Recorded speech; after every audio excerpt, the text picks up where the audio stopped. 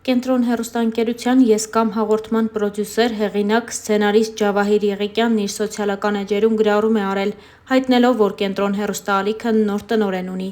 2 օր է Կենտրոն TV-ում հանգիստ, խաղաղ մթնոլորտ է։ Չկա հոգեկան խնդիրներ ունեցող մեկը, ով առանց պատճառի կգոռա, կեղտոտ բառապաշարը ցույց կտա ու կվիրավորի աշխատակազմին։ Հեռուստաընկերությունն ունի նոր տնօրեն, խաղաղ հոգեվիճակով, հավասարակշռված պահվածքով ու իր աշխատանքին տիրապետող, ադեկվատ մարդ։ Հաջողություն նոր տնօրենին և կենտրոնցիներին, գրել էր Ջավահիր Եղիկյանը։ Հավելենք նաև, որ Կենտրոն TV-ի տնօրեն է նշանակվել լրագրող Բեթլեհեմ Արաբյանը։ Լրագրողը ժամանակին աշխատում էր Arm News հեռուստաընկերությունում, հետագայում նա իր սեփական կայքը հիմնադրեց, խմբագրում էր Հայաստան.News կայքը։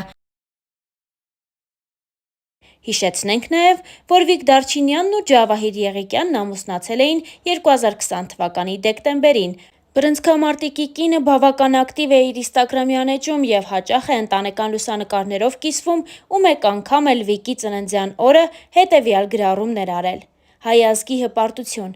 իսկ իմ սիրտ։ Երբ ծնունդդ շնորհավորեցի ու ասացի, քեզ ցանկանում եմ այն, ինչ սիրտդ կցանկանա, ասացիր։ Հիմա մի երազանք ունեմ, որ Հայաստանում խաղաղություն լինի և էլ ոչ մի ծնող զավակի կորուստ չտեսնի։ Ցանկանում եմ, որ ամենաառաջինը հենց այդ ցանկությունդ կատարվի։ Վիկի մասին անվերջ կարելի է խոսել։ Գիտեք, երբևէ չէի պատկերացնի, որ այսքան ուժեղ ու հզոր մարդը կարող է միևնույն ժամանակ լինել այսքան արդար ու բարի։ Երջանիկ եմ շատ, որ հենց դու ես իմ ամուսինը։ Քեզ հետ ես իմացա, թե ինչ է վստահությունն ու երջանկությունը, սերը ու հավատը։ Թող երկնային Տերը օրհնի ու պահապան լինի քեզ, իմ հարազատ, իմ սիրելի, իմ Վիկ», գրել էր Ջավահիր Եղիկյանը։ Արդեն նշել ենք, որ Ջավահիրը շատ ակտիվ է իր ինստագրամյան էջում։ Օրեր առաջ էլ նա ևս մեկ գրառում է արել, որը ևս ներկայացնում ենք ձեզ։ Ոչ թե գեղեցկությունը կփրկի աշխարհը, այլ մարդիկ իրենց գեղեցիկ արարքներով։ Խոստացեք ինքներդ ձեզ, որ ամեն նոր բացվող օր գոնե մեկ հոգու օգտակար կլինեք, աշխարհը ավելի բարի կդառնա, նշել էր նա։ Ջավահիրն իր գրառումներում երբեմն նաև անդրադառնում է իր ընտանիքին և հատկապես որդուն։ Մի անգամ նա գրել էր հետևյալը. «Ամեն անգամ որդուս գրկելով չեմ կարողանում ներել, հասկանալ բոլոր այն մայրերին, ովքեր լքում են իրենց զավակներին։ Վերջերս նման երեխաների շատ եմ նկարահանում, և նրանց հետ աշխատելն ինձ համար կրկնակի բարդ է, որովհետև նրանք միշտ սպասում են իրենց մայրերին ու միշտ արդարացնում են նրանց։ Շատ ցավալի իրողություն է, բայց երբևէ որևէ երեխայի մոտ կամ ներկայությամբ ես կամ առավել ևս իմ խմբից որևէ մեկը իրեն իրավունք չի վերապահում երեխայի մոր հասցեին վատ ու կոպիտ արտահայտվել։ Մեր եթերներից հետո հաճախ եմ հանդիպում մեկնաբանություններում ձեր կոպիտ վիրավորական մեկնաբանությունները նման մայրերին ուղղված։ Սիրելի հեռուստադիտողներ, խնդրում եմ, ավելի զուսպ եղեք, որովհետև դա կարող է կարդալ նույն երեխան, ում մոր մասին արտահայտվել եք, իսկ դրանով իրեն շատ կցավեցնեք», գրել էր Ջավահիրը։ Երեխայիս ծնվելուց հետո կտրվեցի ամբողջությամբ հեռուստատեսությունից։ Ամբողջ ժամանակս մեծ սիրով նվիրեցի նրան ու փոխվեց կենցաղս։ Հասկացա, որ ամենադժվար և ամենահաճելի գործը աշխարհում մայր լինելն է։ Այս ընթացքում տարբեր հեռուստաընկերություններից ստացա բավականին լավ առաջարկներ, բայց մերժեցի, որովհետև արքային խնամել էր պետք, իսկ դայակ ի սկզբանե չեմ ցանկացել։ Եվ քանի որ բալիկս արդեն 1 տարեկան է, խնամքի դժվար փուլն անցել ենք, ուրեմն սեպտեմբերից սկսում եմ նոր նախագծեր տարբեր հեռուստաընկերություններում։ Որևէ հաղորդաշար չի լինի սովորական, ունենալու ենք ես կամին արժանի հաղորդումներ, ինչպես նաև հենց ես կամը, որն այդքան ճակատագրեր է փոխել, առաջ Աստված, նշել էր Ջավահիր Եղիկյանը։ Իսկ ահա Վիկ Դարչինյանի մասին խոսելիս Ջավահիրը միշտ առանձնակի քնքշությամբ ու սիրով է դա անում։ Մի անգամ նա գրել էր հետևյալը.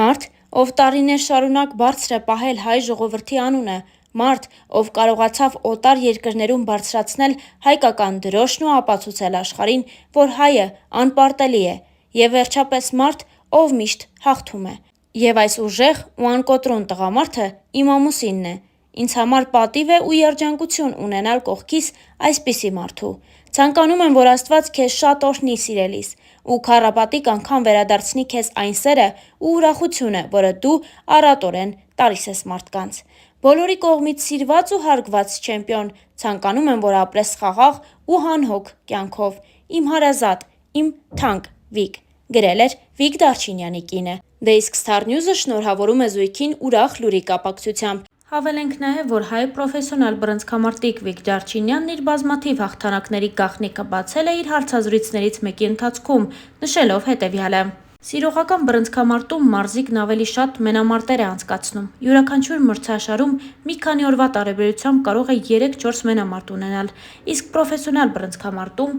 մեկ մենամարտին կարող է նախապատրաստվել մարզիկը 4 ամիս։ Պրոֆեսիոնալ ռինգում անհամեմատ դժվար է արդյունքի հասնել։ Օլիմպիական չեմպիոն բռնցքամարտիկը կարող է պրոֆեսիոնալ ռինգում ընդհանրապես արդյունքի չհասնել, նշել էր բռնցքամարտիկը։ Լրագրողի հարցը հետևյալն էր. 2000 թվականին դու տեղափոխվեցիր Ավստրալիա ու սկսեցիր հանդես գալ պրոֆեսիոնալ բռնցքամարտում։ Այն ժամանակ արդեն նպատակ դրել էիր հասնել բարձր արդյունքների։ Այո, ինձ նկատեցին Ավստրալիայում ու 2 ամիսը մեկ ես մենամարտեր էի անցկացնում, ընդ որում շատ ուժեղ մրցակիցների հետ էի մենամարտում։ 2 տարվա ընթացքում ես գրեթե թեթև քաշային կարգի դասակարգման աղյուսակում արդեն առաջին համարն էի, բայց այդ քաշային կարգի չեմպիոնն անընդհատ հրաժարվում էր ինձ հետ մենամարտելուց։ Այդ պատճառով տիտղոսային առաջին մենամարտս կայացավ 2004 թվականին։ Վիկը հաղթել էր այդ մենամարտում։ Այդ մենամարտից հետո ես մարտահրավեր էի նետում բոլոր ուժեղագույններին, բայց ինձ հետ մենամարտելուց բոլորը հրաժարվում էին։ Լրագրողը ևս մեկ հարց ուղղեց. Վիկ, գաղտնիք չէ, որ դու ձախլիկ բռնցքամարտիկ ես։ Շատերի կարծիքով ձախլիկները անհարմար մրցակիցներ են աչլիկների համար։ Մյուս կողմից էլ, եթե դա այդպես է, ապա բոլոր ձախլիկները առավելություն կունենան աչլիկ բռնցքամարտիկների նկատմամբ։ Դա այդպես չէ։ Ձախլիկ կամ աչլիկ լինելն այդքան էլ նշանակություն չունի։ Այ եթե ձախլիկը լավ ուսումնասիրում է իր աչլիկ մրցակցին ու լավ գիտի նրա ուժեղ և թույլ կողմերը, իհարկե, առավելություն ստանում է։ Պարզապես ձախլիկ բռնցքամարտիկներն ավելի քիչ են, նրանք ավելի հաճախ են մենամարտում աչլիկների հետ, դրա համար էլ փորձ են ձեռք բերում, նշել էր բռնցքամարտիկը։ Վիկ, իսկ ինչպես են կազմակերպվում աշխարհի չեմպիոնին որոշող մենամարտերը։ Նախ, դու պետք է լինես քո քաշային կարգում լավագույն տասնյակում։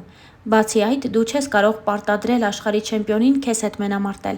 Աշխարհի չեմպիոնն է որոշում, թե ում հետ մենամարտի։ Այ եթե դու դառնում ես թիվ 1 հակառակորդը, ապա չեմպիոնն արդեն 9 ամսվա ընթացքում պետք է քեզ հետ մենամարտի։ Նույնիսկ այդ դեպքում էլ նա կարող է լավագույն տասնյակից իրեն ավելի հարմար մրցակից ընտրել, անկեղծացել էր Վիկ Դարչինյանն իր հերթական հարցազրույցներից մեկի ընթացքում։